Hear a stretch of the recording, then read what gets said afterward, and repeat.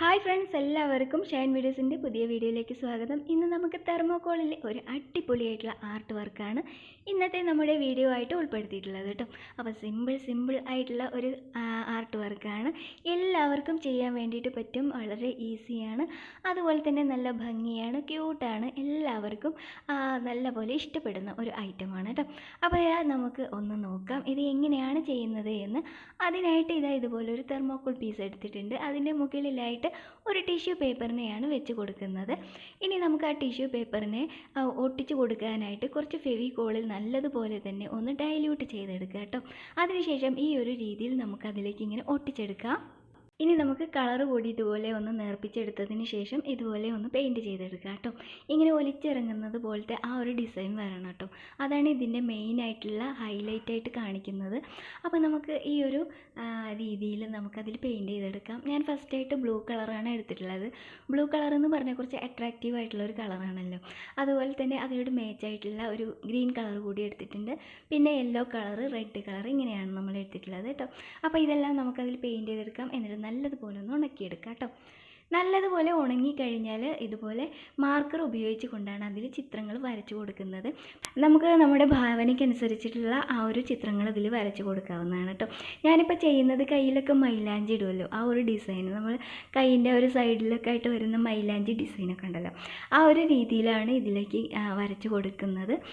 അപ്പോൾ ഇതിൻ്റെ ഒരു സൈഡ് ഭാഗത്തായിട്ട് ഇതുപോലെ നമ്മുടെ ഇഷ്ടങ്ങൾക്കനുസരിച്ച് നമുക്ക് ചെയ്യാവുന്നതാണ് കേട്ടോ. ഒന്നും വരയ്ക്കാൻ അറിയാത്തവർക്കും ഇതുപോലത്തെ വരയ്ക്കുമ്പോൾ നല്ലൊരു ലുക്കൊക്കെ നമുക്ക് കാണാൻ കഴിയാറുണ്ട്. അപ്പോൾ ആ ഒരു രീതിയിൽ നമുക്കിങ്ങനെ വരച്ചെടുക്കാം കേട്ടോ. കഴിഞ്ഞ ദിവസം ഞാൻ ഇതുപോലെ തന്നെ തെർമോക്കോളിൽ ഒരു ഡിസൈൻ വർക്ക് ചെയ്തിട്ടുണ്ടായിരുന്നു.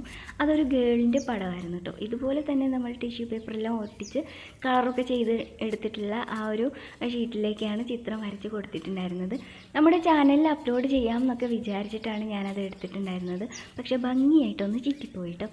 അതിൻ്റെ പല ഭാഗങ്ങളും നമുക്കതിൽ നിന്ന് നഷ്ടപ്പെട്ടിട്ടുണ്ടായിരുന്നു.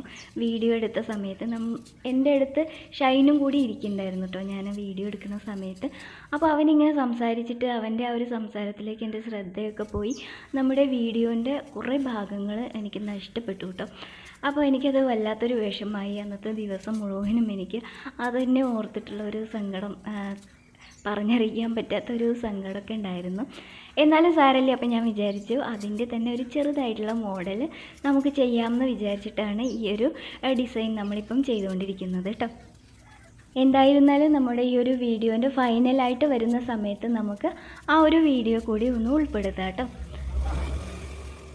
നമ്മുടെ ചിത്രം ഏകദേശം ഇങ്ങനെ ആയി വരുന്നുണ്ട് കേട്ടോ. വളരെ വലിയ രീതിയിൽ ചിന്തിക്കേണ്ട ആവശ്യമൊന്നും വരണില്ല. വളരെ സിമ്പിളായിട്ട് എല്ലാവർക്കും ചെയ്യാവുന്നതേ ഉള്ളൂ. പക്ഷേ നല്ലൊരു ലുക്കാണിത് കാണാൻ വേണ്ടിയിട്ട്. ആ ഒരു കളറൊക്കെ വരുന്ന സമയത്ത് ഒരു വല്ലാത്തൊരു ഭംഗിയാണ് കേട്ടോ ഈ ഒരു ചിത്രത്തിന് കാണാൻ വേണ്ടിയിട്ട്. അപ്പോൾ ഇതുപോലെ നമുക്ക് കൊച്ചു ഡിസൈനുകളൊക്കെ അതിലേക്ക് ഇങ്ങനെ കൊടുക്കുകയാണ് ചെയ്യുന്നത്. എനിക്ക് ഈ പടം ഇങ്ങനെ വരയ്ക്കുന്ന സമയത്ത് എന്താ ഓർമ്മ വന്നതെന്നറിയും? കുഞ്ഞായിരിക്കുന്ന സമയത്ത് സ്കൂൾ കാലഘട്ടങ്ങളിലൊക്കെ ഇതുപോലത്തെ ചിത്രങ്ങൾ വരയ്ക്കാറുണ്ട്. എവിടെയാണെന്നറിയോ? ബുക്കിൻ്റെ ചട്ടയുടെ ബാക്കിലായിട്ട്, ആരും കാണാതെ. ടീച്ചർക്ക് ക്ലാസ് എടുക്കുന്ന സമയത്തൊക്കെ നമുക്കുള്ള പരിപാടി എന്ന് പറയുന്നത് ഇതുപോലത്തെ ചിത്രങ്ങളൊക്കെയാണ്. ഇപ്പോൾ ഷൈൻ്റെ ബുക്കിലുണ്ട് കേട്ടോ ഇതുപോലെ. സത്യത്തിൽ അവനൊരു ചിത്രം വരയ്ക്കുന്ന ഒരു കുട്ടിയൊന്നുമല്ല. എന്നിരുന്നാലും അവൻ്റെ ബാഗ് ഇങ്ങോട്ട് തുറന്നാൽ തന്നെ ആ പുസ്തകത്തിൻ്റെ ഫ്രണ്ടിലും ബാക്കിലും അതിൽ ഫുള്ളായിട്ട് നിരത്തി ഇങ്ങനെ ചിത്രങ്ങൾ വരച്ച് വയ്ക്കുന്ന ഒരു സ്വഭാവമുണ്ട്. അപ്പം ഞാനിങ്ങനെ ചീത്തയൊക്കെ പറയാറുണ്ട്.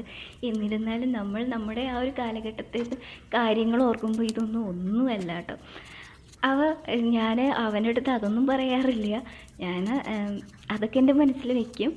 പക്ഷേ ഞാൻ നല്ലപോലെ ചീത്തയൊക്കെ പറയാറുണ്ട് കേട്ടോ.